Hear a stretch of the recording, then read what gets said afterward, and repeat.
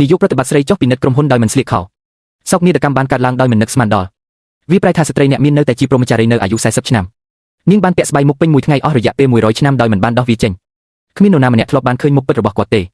ខ្ញុំគ្រាន់តែឮថាស្ត្រីអ្នកមានម្នាក់នេះគឺជាស្ត្រីដែលស្អាតជាងគេក្នុងសកលលោកក្រុមហ៊ុនជ្រើសរើសតែនារីស្អាតដែលមានជើងវែង10ម៉ែត្រប៉ុណ្ណោះគ្មានបុរសទេថ្ងៃនេះស្ត្រីអ្នកមានដែលនៅលីវអស់40ឆ្នាំមិនអាចទ្រាំបានទៀតទេដូច្នេះគាត់បានបញ្ជាឲ្យលេខារបស់គាត់និយាយយ៉ាងម៉ឺងម៉ាត់តើអ្នកណាអាចជាអង្គរៈផ្ទាល់ខ្លួនរបស់ខ្ញុំប្រាក់ខែ50លានថ្ងៃមួយមនុស្សល្ងីល្ងើម្នាក់មកសម្ភាសឲ្យអង្គរៈម្នាក់ជិះរទេះរុញរំពេចនោះស្ត្រីចំណាស់ម្នាក់កំពុងដើរឆ្លងផ្លូវចិត្តត្រូវរថយន្តបុកមនុស្សល្ងងមួយរំពេចប្រញាប់ប្រញាល់ជួយសង្គ្រោះជីវិតស្ត្រីចំណាស់ស្ត្រីអ្នកមានរំភើបចិត្តជាខ្លាំងពេលឃើញវីដេអូឃ្លាំមើលព្រោះមនុស្សល្ងងនេះមើលទៅដូចខ្ញុំស្នេហាដំបូងនៅអាយុ8ឆ្នាំស្ត្រីអ្នកមានក៏បញ្ជាលេខារបស់ខ្លួនឲ្យនាំមនុស្សល្ងងចូលមកភ្លាមប៉ុន្តែមនុស្សល្ងីល្ងើបានបាត់ខ្លួនស្ត្រីអ្នកមានការព្រួយបារម្ភយ៉ាងខ្លាំងបញ្ជាអង្គរៈ100,000យ៉ាងរហ័សដើម្បីស្វែងរកសកលលោកទាំងមូលសម្រាប់មនុស្សល្ងីល្ងើអ្នកណារកឃើញមនុស្សល្ងីល្ងើនឹងទទួលបានរង្វាន់100លានប៉ុន្តែ3ថ្ងៃ3យប់មកហើយខ្ញុំនៅតែរកមិនឃើញមនុស្សល្ងងខ្ញុំមិនបានរកឃើញព័ត៌មានអំពីគាត់ទេប៉ុន្តែយើងបានរកឃើញកាលពី3ឆ្នាំមុនគាត់បានជួយសង្គ្រោះគូដណ្ដឹងឃូឡូពីការជើងទាំងពីរនិងឃូឡូធ្វើការនៅ John Hay Group របស់យើងលេខាធិការបាននិយាយថាមនុស្សល្ងងនឹងរៀបការនៅថ្ងៃស្អែកស្ត្រីអ្នកមានការថប់បារម្ភយ៉ាងខ្លាំងសម្រាប់ចិត្តនាំលុយ10,000លានទៅកន្លែងរៀបការនៅថ្ងៃស្អែកសោកនាដកម្មបានកាត់ឡើងនៅឯពិធីមង្គលការគូដណ្ដឹងរបស់បុរសល្ងីល្ងើពិតជាបានផ្ដាច់ការភ្ជាប់ពាក្យនៅនឹងកន្លែងមែនហើយរៀបការជាមួយអ្នកគ្រប់គ្រងទូទៅនៃក្រុមហ៊ុនស្ត្រីអ្នកមានដើម្បីអាចចូលវិមានអាពាហ៍ពិពាហ៍ជាមួយបុរសដែលខ្ញុំស្រឡាញ់បំផុត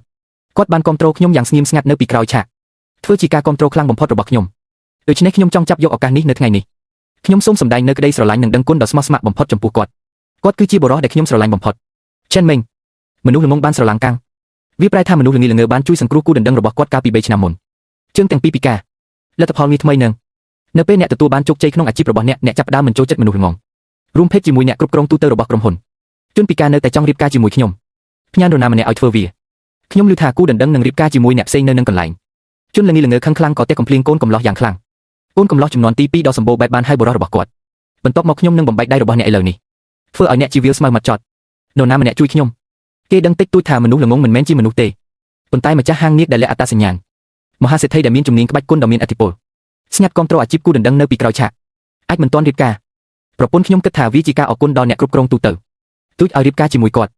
នៅពេលនេះការសម្ភាសកម្ពុជាទាំង10របស់ពិភពលោកនៃបុរសល្ងីល្ងើឮថាម្ចាស់ឡុងឌៀនជេរប្រមាថភ្លាមនោះបាននាំកងទ័ព100000នាក់ទៅកន្លែងរៀបការហើយនៅទីនេះអ្នកមានចំនួនទី2សូមឲ្យមនុស្សល្ងីល្ងើលុតជង្គង់ចុះបើមិនដូច្នេះទេបាក់ជើងគ្រូសាធំមិនចង់ញញែជាមួយអ្នកមានចំនួនទី2នេះទេពួកគេទាំងអស់បានប្រាប់មនុស្សល្ងីល្ងើឲ្យលុតជង្គង់ចុះលុតជង្គង់ចុះលុតជង្គង់ចុះលុតជង្គង់ចុះអ្នកមិនលុតជង្គង់ទេបន្ទាប់មកខ្ញុំនឹងជួយអ្នកហើយស្នេហាដំបូងរបស់មនុស្សល្ងីល្ងើនេះនៅពេលគាត់មានអាយុ8ឆ្នាំស្ត្រីដែលមានសម្រស់ស្រស់ស្អាតនិងមានទ្រព្យសម្បត្តិច្រើនជាងគេលើโลกដែលបានពាក់ស្បៃមុខអស់រយៈពេល100ឆ្នាំ